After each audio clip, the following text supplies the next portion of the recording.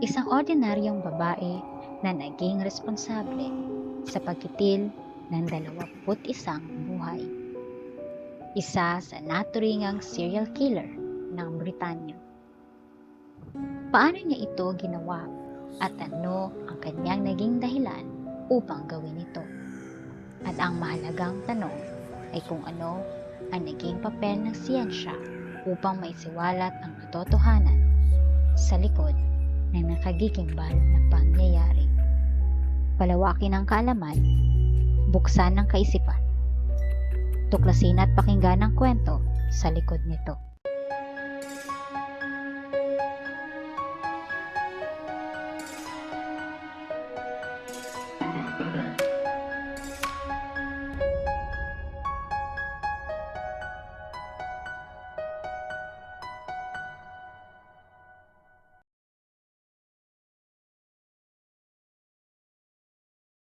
Ipinanganak noong October 1832 sa Low Moorsley, Durham County sa England si Mary Ann. Lumaki siya sa isang mahirap na pamilya. Idagdag pa dito ang mahigpit na pagpapalaki ng kanyang ama na isang minero. Ngunit dahil sa isang aksidente sa minahan, namatay ang kanyang ama at muling nagpakasal ang ina ni Mary Ann. Sa pagkakataon namang ito, hindi pa rin nagustuhan ni Mary Ann ang pagdidisiplina ng kanyang amain. Kaya sa edad na 16 ay nagdesisyon siyang umalis upang maging isang nurse. Matapos ang 3 taon, bumalik si Mary Ann sa kanilang tahanan at nagsanay upang maging isang mananahi. Sa panahong din ito, nakilala niya ang isang lalaking nagngangalang William Mowbray. Taong 1852, sa edad na 20, nagpakasal si Mary Ann at William. Hindi naging malinaw ang record, ngunit pinaniwalaang nagkaroon sila ng 8 o maaaring 9 na anak. Subalit namatay ang ilan sa kanilang mga anak na pinaniwalaang dahil sa gastric fever. Ito ay isa sa mga karaniwang sakit noong panahong iyon. Dahil sa pagkamatay ng kanyang mga anak, kumuha si William ng life insurance policy para sa kanya at 3 pang natitirang anak. Ngunit taong 1865, namatay si William dahil pa rin sa gastric fever. At ang lubos na nakakalungkot ay nasundan pa ito ng pagkamatay ng 2 pa niyang mga anak sa parehong dahilan. Sa pagkamatay ni William, natanggap ni Mary Ann ang pera mula sa insurance na nagkakahalagang 35 pounds. Katumbas nito ay kalahating taon na sweldo ng isang manggagawa noong panahong iyon. Ang tanging naiwan na lang kay Mary Ann ay ang kaisa-isang anak na babae at inihabilin niya ang pangangalaga dito sa kanyang ina. Matapos nito, nagtrabaho si Mary Ann bilang isang nurse at nagpakasal muli sa pangalawang pagkakataon taong 1865. Pinakasalan niya ang isa sa kanyang naging pasyente na nagngangalang George Ward. Ngunit sa kasamaang palad, hindi nagtagal ang buhay ni George. Namatay siya sa sumunod na taon, taong 1866. Sa pagkamatay ni George, muling nakatanggap ng pera galing sa insurance si Mary Ann. Nakahanap si Mary Ann ng panibagong trabaho. Nagsilbi siyang kasambahay sa isang biyudong nagngangalang James Robinson. Makalipas ang ilang linggo mula nang siya ay dumating sa pamamahay ng kanyang amo, ay namatay ang isa sa 5 anak ni James dahil sa gastric fever. Sa sumunod na taon, binisita ni Mary Ann ang kanyang may sakit na ina. Subalit matapos ang 1 linggo mula nang siya ay bumalik, ay pumanaw din ang kanyang ina. Dahil dito, isinama ni Mary Ann ang kanyang nag-iisang anak sa paninirahan niya sa tahanan ng kanyang amo. Taong 1867, namatay ang anak ni Mary Ann, gayon din ang dalawang anak ng kanyang amo. Sa kabila nito, sa parehong taon, nagpakasal si Mary Ann at James. Nagkaroon sila ng dalawang anak, ngunit isa lamang ang nabuhay. Ang isa ay namatay habang sanggol pa lamang ito dahil sa kumbulsyon. Taong 1869, nadiskubre ni James na ninanakawan siya ng kanyang asawa. Nagsimula din siyang maghinala dahil sa paulit-ulit na pagkumbinsi ni Mary Ann sa kanya upang kumuha ng life insurance policy. Kaya't di nagtagal, naghiwalay si James at Mary Ann.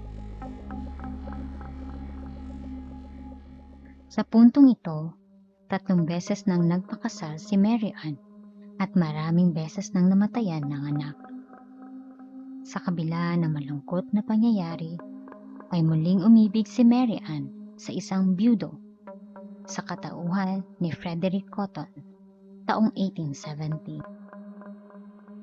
Sa parehong taon, namatayan si Frederick ng bunsong anak at kapatid na babae.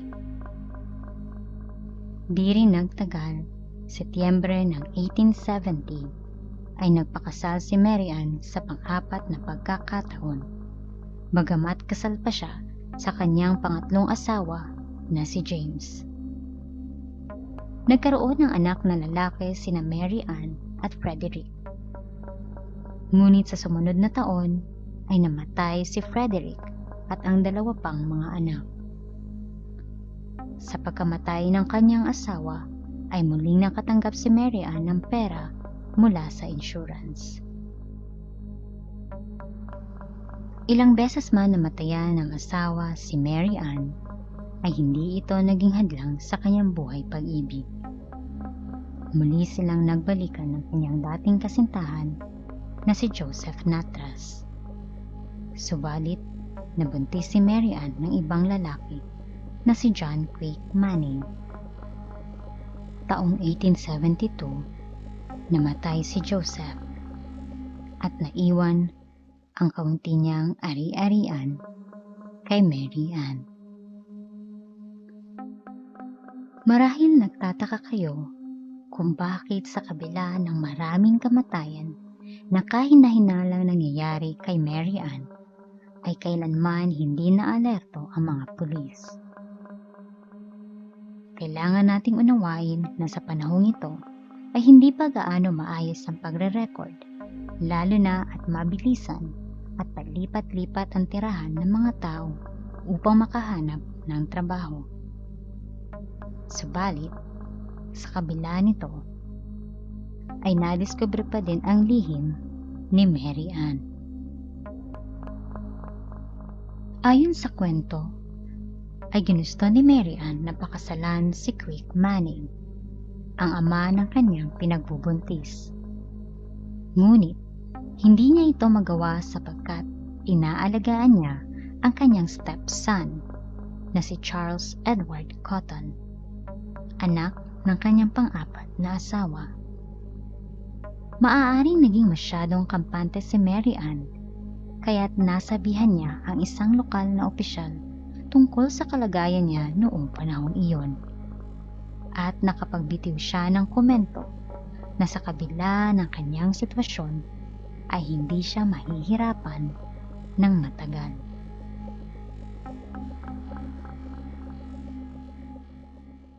Sandaling panahon lang ang lumipas matapos ng kanyang sinabi ay namatay si Charles noong July 1872. Isang lokal na doktor ang gumawa ng pagsusuri sa patay na katawan ng bata. Ngunit, hindi niya ito nasuri ng mabuti dahil ayon sa coroner, isang opisyal ng gobyerno na may kapangyarihan na magpaimbestiga tungkol sa sanhi ng pagkamatay, ay malamang sanhi ito ng gastric fever. Kaya naman, inilibing na lang ang katawan ni Charles.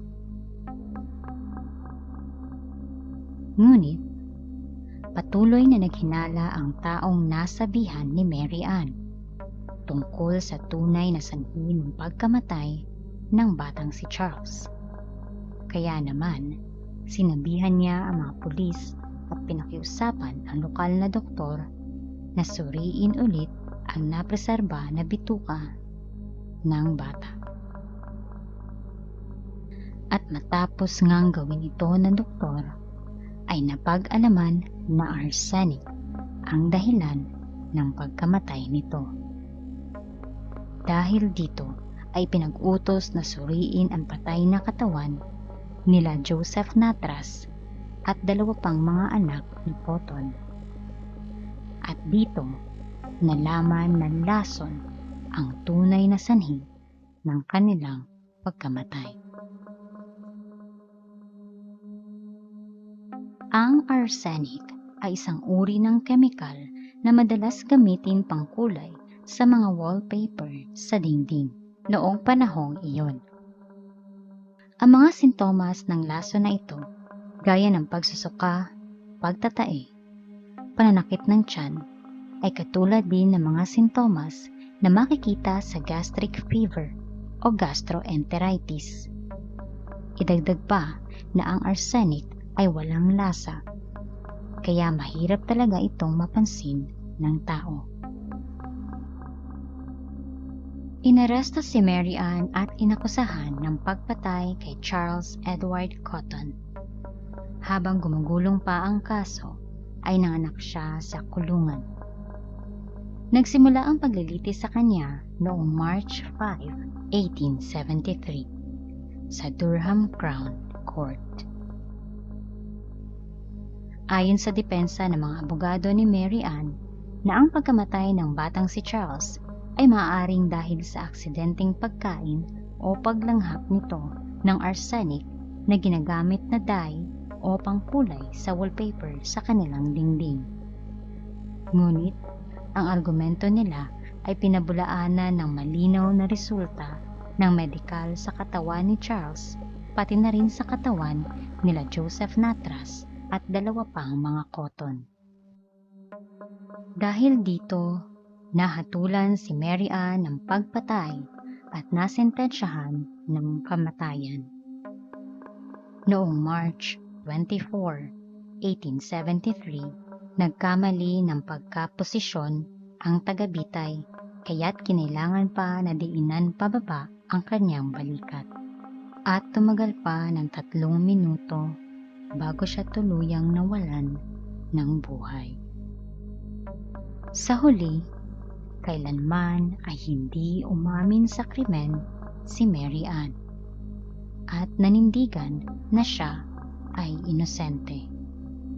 Ang eksaktong bilang ng kanyang naging biktima ay hindi naging malinaw. Ang walang awang pagpatay ni Mary Ann, lalo na sa mga inosente at walang kalaban-labang mga bata, ay ang naging dahilan upang bansagan siyang Britain's first female serial killer. Ngunit marami ng babaeng una nang nasentensyahan dahil din sa panglalason. Ang kwento ni Mary Ann ay isinabuhay taong 2017 na pinamagatang Dark Angel. At ito ay isa sa mga kwento ng science.